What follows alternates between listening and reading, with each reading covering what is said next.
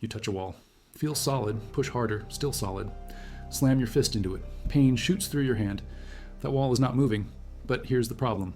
That wall is 99.9999996% empty space. Your hand too. Empty. The atoms making up both are almost entirely nothing. If you could remove all that empty space from your body, you would fit inside a particle smaller than dust. The entire human species would fit into a sugar cube. So why does anything feel solid at all? Why don't we fall through floors? Why can't you push your hand through that wall like a ghost moving through a door? The answer is not what you think, and it gets stranger the deeper we go. Gold beaten so thin you can almost see through it. 600 thousandths of a centimeter. Hans Geiger and Ernest Marsden, a 19-year-old undergraduate, are doing the actual work. They are firing alpha particles, positively charged, dense, fast. Rutherford does not expect much. The prevailing theory says atoms are like plum pudding, a blob of positive charge with electrons stuck inside like raisins. If that is true, alpha particles should punch straight through gold foil with maybe a tiny bend. Nothing dramatic. Rutherford tells young Marsden to check for particles bouncing back anyway, just to be thorough. Marsden sets up the apparatus. A radioactive source shoots alpha particles at the gold foil. A zinc sulfide screen glows when particles hit it. He looks for backward scatter, particles coming back toward the source. He does not expect to find anything. It would be like firing a 15-inch shell at tissue paper and having it bounce back and hit you. But that is exactly what happens. The plum pudding model cannot explain this. If charges spread evenly through the atom, nothing should bounce back. Rutherford spends over a year thinking about it. By 1911, he has the answer. The atom must have a tiny, dense, positively charged core. A nucleus. All the mass concentrated in an incredibly small space. The electrons orbit far away. The atom is mostly empty space. Rutherford calculates the nucleus is 100,000 times smaller than the atom itself. If the nucleus were the size of a peanut, the atom would be the size of a baseball stadium. The gold foil experiment proves it. Most alpha particles pass through because they hit nothing. The few that bounce back hit the nucleus dead on. The nucleus is so small and so dense that a direct hit sends the particle flying backward. This is the first hard evidence that matter is mostly void. And Marsden published their scattering data in 1909. These are the original experimental papers that changed our understanding of matter. Now, back to the information. So, what stops your hand from passing through the table? Three things: electromagnetic force, quantum mechanics, and a principle discovered by Wolfgang Pauli in 1925, the Pauli exclusion principle. It says no two electrons can occupy the same quantum state at the same time. Each electron needs its own space, its own set of quantum numbers. When you push your hand against a table, your electrons get close to the table's electrons. Really close, but they cannot occupy the same space. The Pauli exclusion principle forbids it. The electrons push back, not because they are solid, not because they are touching, but because quantum mechanics says two identical fermions cannot exist in the same state. This creates what we call degeneracy pressure. It is not a force in the classical sense. No particle is exchanged, no photon mediates it, but it acts like a force. It resists compression, it keeps electrons apart. But the Pauli principle keeps everything spaced out, organized, stable. It explains why elements have different properties, why atoms have size, why you have volume. Freeman Dyson and Andrew Leonard proved this rigorously in 1967. They showed that without the Pauli principle, ordinary matter would collapse and occupy a much smaller volume. The attractive forces between electrons and nuclei would overwhelm everything. The atom would crush itself. Elliott Lieb and Walter Thirring found a simpler proof in 1975. They demonstrated that the Pauli principle provides a lower bound on quantum energy. It stabilizes matter. This is not speculation, this is proven. The Pauli exclusion principle is why matter is stable and occupies volume. When two atoms get close, their electrons repel each other, like charges repel. This is basic electromagnetism. But here's the thing. Atoms are electrically neutral overall. Same number of protons and electrons. So why is there a net repulsive force? Because the electrons form clouds around the nucleus. When two atoms approach, the electron clouds overlap before the nuclei get close. The electrons repel. The repulsion builds as the clouds squeeze together. This is electromagnetic repulsion. It is a real force, mediated by photons. It acts alongside the Pauli principle. Both contribute to solidity. Some physicists argue the Pauli principle dominates for ordinary solids. The electromagnetic repulsion is easily overcome by momentum. But when electron clouds start to overlap, the Pauli principle builds faster than the electric repulsion. It is like hitting a wall. The distinction only matters for extremely dense matter. For everyday objects, both forces work together. They keep atoms from penetrating each other. They make solid objects solid. No two neutrons can occupy the same quantum state. This creates neutron degeneracy pressure. It holds the neutron star up against its own gravity. Neutron stars are incredibly dense, 4 times 10 to the 17th kilograms per cubic meter. Nuclear density. A teaspoon of neutron star material weighs as much as a mountain. The neutron degeneracy pressure is enormous, far greater than electron degeneracy pressure in white dwarfs. Why? Because neutrons are more massive than electrons.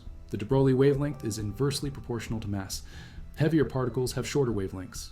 At the same density, neutrons are spaced much closer than electrons. The pressure scales differently. For neutrons, the pressure at a given density is much higher. This allows neutron stars to support more mass in a smaller volume. Mass of 1.4 solar masses. Some are heavier.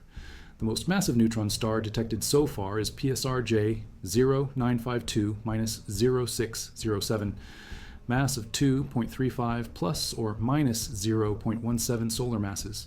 If a neutron star exceeds about 2.2 to 2.9 solar masses, even neutron degeneracy pressure cannot hold it up, the Tolman-Oppenheimer-Volkoff limit.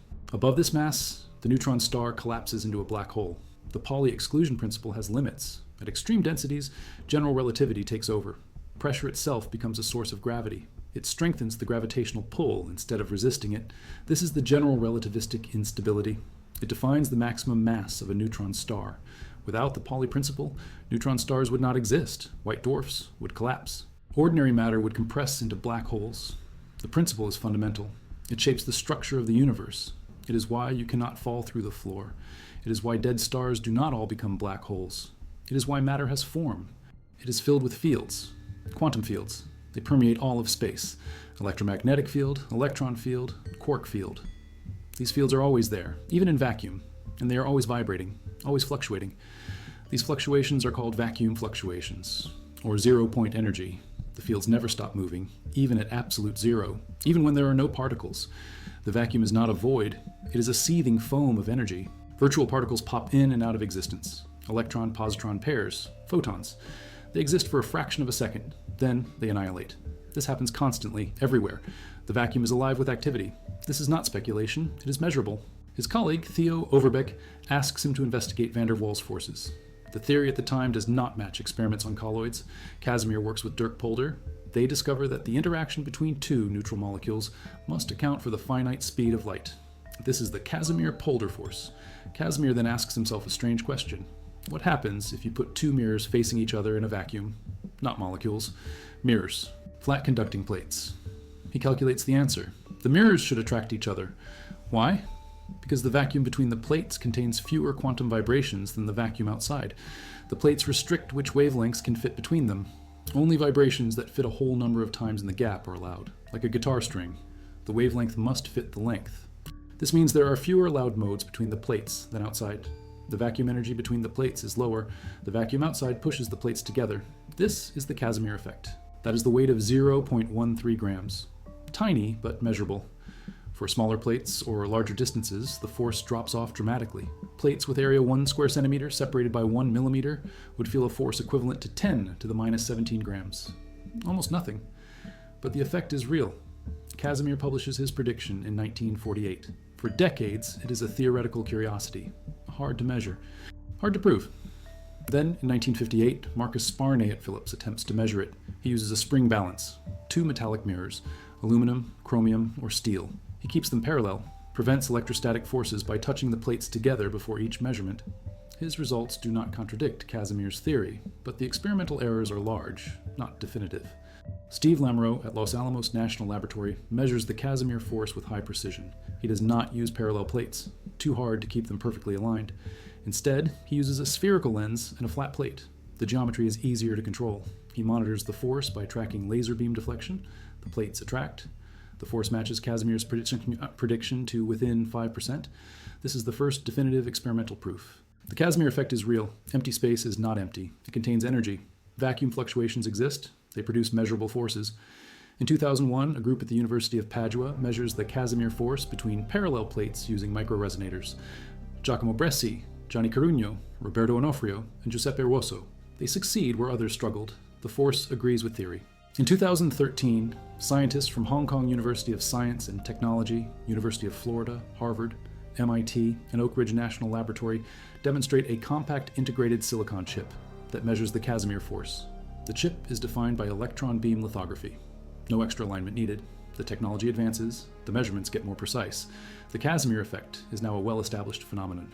It proves the vacuum is not empty. It is filled with quantum fields. These fields have energy. They produce forces.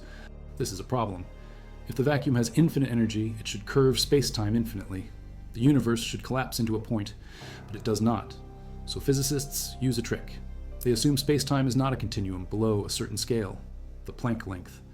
About 10 to the minus 35 meters, only wavelengths longer than the Planck length count. This gives a finite answer, but the answer is enormous.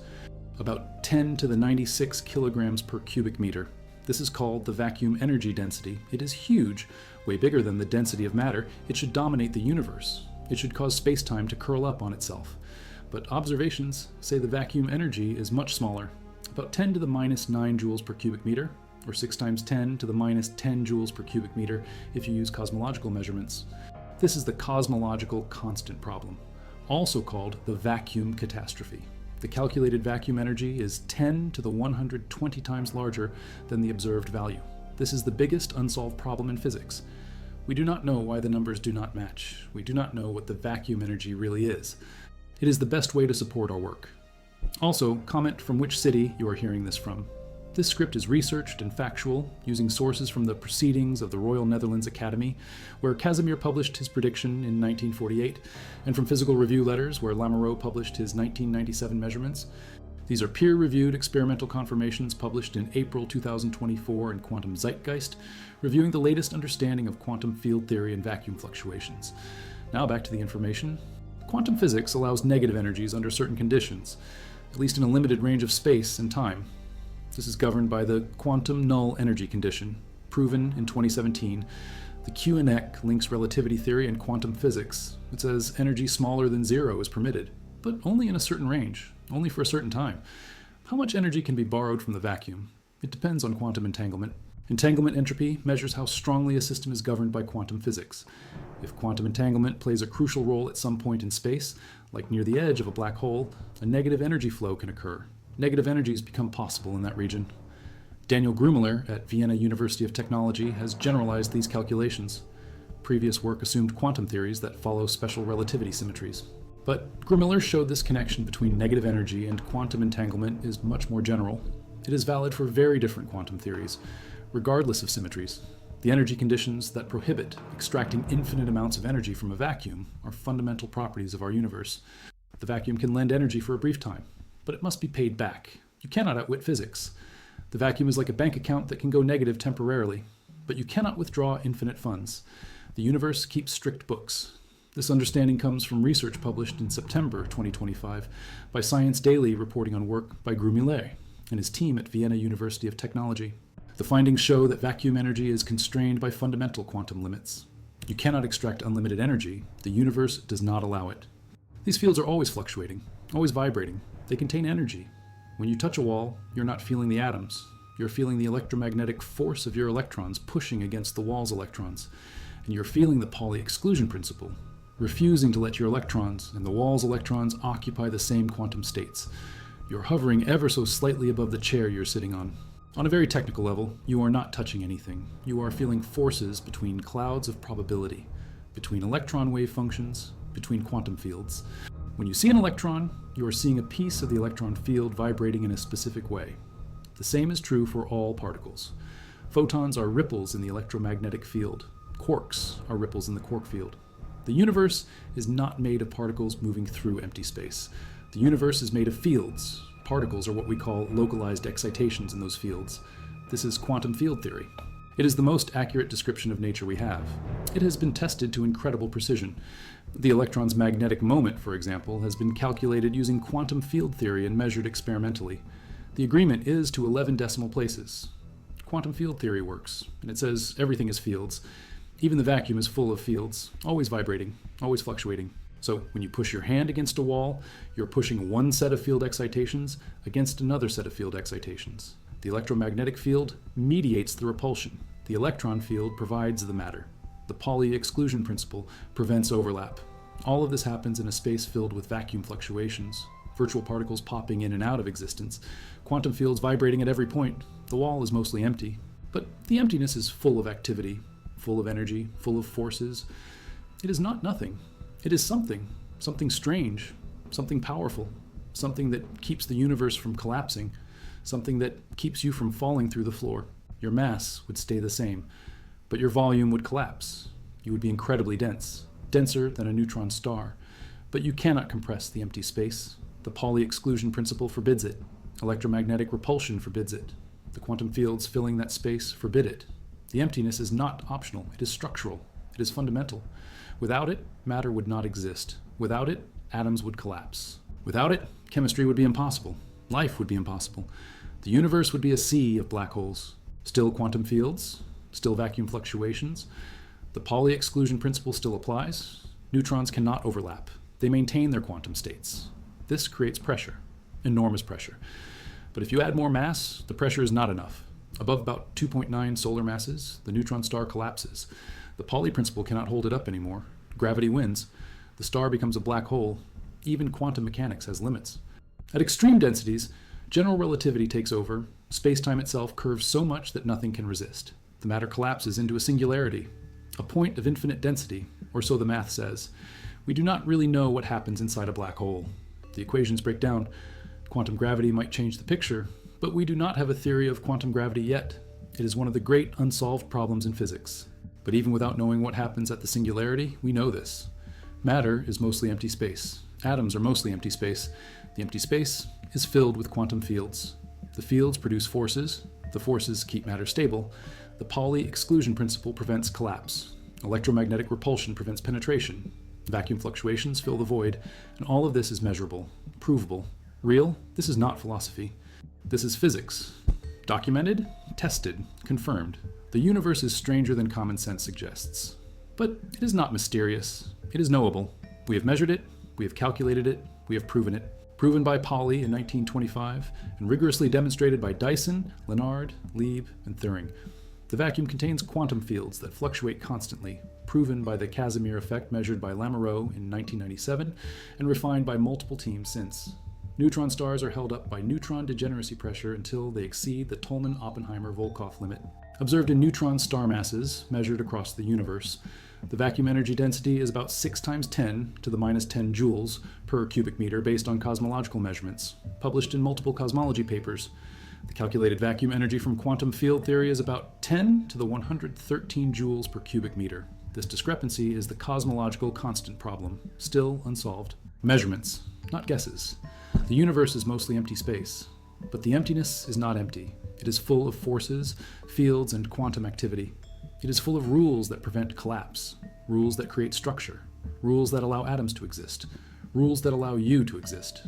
When you touch a wall, you are experiencing the electromagnetic force and the Pauli exclusion principle, working together to create the sensation of solidity. You are not touching atoms. You are feeling fields interacting, forces repelling, quantum mechanics resisting.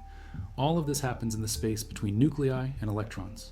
All of this happens in what looks like emptiness, from fields, from symmetries, from quantum rules. The table you are sitting at is not a thing. It is a pattern of excitations in quantum fields, a stable configuration that obeys the laws of physics. The laws are strict. The Pauli exclusion principle does not bend. Electromagnetic force does not turn off. Vacuum fluctuations do not stop. These rules create the illusion of solidity. They create the experience of matter. But underneath, it is fields and emptiness, quantum fields and empty space. And the empty space is full of energy. All of these factors combine. They create resistance. They create structure. They create the sensation of touching something real. But you are not touching matter. You are experiencing forces. Forces mediated by fields. Fields that fill the space between particles. Space that looks empty but is full of activity, full of energy, full of quantum fluctuations that never stop. This is the universe. This is reality. 99.9999996% empty space. But the emptiness is everything. Without it, there is no emptiness. There is only compression. Infinite density, black holes everywhere. But the principle does exist. It is a law of nature, a consequence of quantum mechanics. Fermions cannot occupy the same state. They resist compression. They maintain separation. This creates volume. It creates structure. It creates the empty space inside atoms. The empty space is not a flaw. It is essential. It is what allows matter to exist. It is what allows complexity. It is what allows you. It allows electrons to orbit far from the nucleus. It creates the structure we see. The balance is delicate, Change the force slightly and the universe looks completely different. But the force is what it is. It creates atoms. It creates molecules. It creates matter. And all of that matter is mostly empty space. Empty space held together by forces. Two plates in a vacuum attract each other because the vacuum between them has less energy than the vacuum outside. The difference is real, measurable, less than a billionth of a Newton for typical experimental setups. But it is there. This tells us something profound. The vacuum has energy.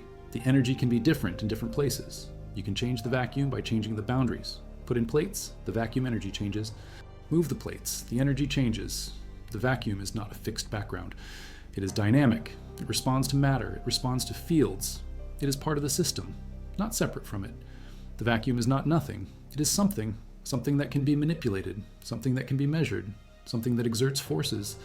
The force is tiny, but at small scales, it matters. It can affect how devices work, it can cause problems, or it can be harnessed. We are still learning how to control it, how to use it. But the fact that it exists, the fact that it is real, changes our understanding of the vacuum. The vacuum is not empty. It is full of potential, full of energy, full of forces waiting to be discovered. We have only scratched the surface. There is more to learn, more to measure, more to understand. This prevents penetration. Together, these forces make solid matter feel solid. They create the sensation of touching something real. But underneath, it is fields and forces acting across mostly empty space. The universe is not made of solid objects. It is made of fields. Particles are excitations in those fields. The vacuum is full of fluctuating fields. All of this is measured, proven, real. This is not speculation. This is physics. The universe is mostly empty space. But the emptiness is full of structure, full of rules, full of energy. It is not nothing. It is everything. Relativistic corrections to the equations of hydrostatic equilibrium. Without these corrections, the predicted maximum mass is about 5.6 solar masses. With general relativity included, the maximum mass drops to about 0.85 solar masses for a simple model. Real neutron stars exceed this mass. They can reach 2.35 solar masses or more. This means nucleon interactions significantly alter the equation of state. The strong nuclear force contributes. Neutron degeneracy pressure alone is not enough. Multiple forces work together. They hold the neutron star up. They prevent collapse until the mass exceeds the limit. Then nothing can stop gravity. The star collapses into a black hole. Structure emerges. From atoms to neutron stars, the same principles apply. The Pauli exclusion principle prevents collapse. Forces create pressure. Fields fill the void. And everything is mostly empty space. But the emptiness is structured, organized, governed by laws. Laws that create atoms. Laws that create stars. Laws that create you. The universe is not random chaos. It is ordered. The order comes from quantum mechanics, from field theory, from symmetries, from conservation laws. All of these create structure in the emptiness. They turn void into form. They turn nothing into something. They turn empty space into solid matter. Forces that act across the emptiness. The emptiness is not empty. It is full of energy, full of potential, full of quantum activity. You are not solid. You are a wave function, a probability cloud, a collection of field excitations, and yet you feel solid. You experience solidity because the forces are real. The Pauli principle is real. The electromagnetic repulsion is real. They create resistance. They create structure. They create the sensation of touching matter. But matter is mostly empty space, and the empty space is full of everything that matters. It ensures the vacuum is stable.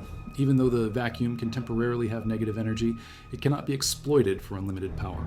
The universe enforces constraints. These constraints are fundamental. They come from quantum mechanics and general relativity. They are built into the fabric of space-time. You cannot break them. You cannot bypass them. They are laws, not suggestions. And they govern everything from atoms to black holes. Here is the final piece. In September 2025, Physics World published a comprehensive review confirming that vacuum energy measurements match Casimir's predictions to within experimental uncertainty. The review compiled data from experiments spanning 1997 to 2013, multiple research groups, multiple techniques, atomic force microscopes, micromechanical oscillators, silicon chips. All confirm the same thing. The vacuum has energy. The energy produces measurable forces. The Casimir effect is real. It is not a theoretical curiosity. It is an experimental fact. The vacuum is not empty. It is full of quantum fluctuations. These fluctuations have consequences. They affect micromachines. They affect measurements. They affect our understanding of reality. Empty space is not empty. Matter is 99.9999996% empty space. The empty space is filled with quantum fields. The fields fluctuate constantly. They produce forces. The Pauli exclusion principle prevents electrons from occupying the same quantum state. This creates degeneracy pressure. Electromagnetic forces repel like charges. This prevents atoms from penetrating each other. Together, these create the illusion of solidity. You are not touching solid matter. You are experiencing forces acting across empty space. The emptiness is full of energy, full of fields, full of quantum activity. This is not philosophy. This is measured, proven, real. The universe is stranger than you think. But it is knowable. We have measured it. We have proven it. We know why matter feels solid even though it is mostly empty. We know what fills the emptiness. We know the rules that govern everything. And the rules say this: empty space is not empty. It is full of everything that makes the universe work. Because the rules are strict. Because quantum mechanics does not allow overlap. You hover above the chair. You push against the wall.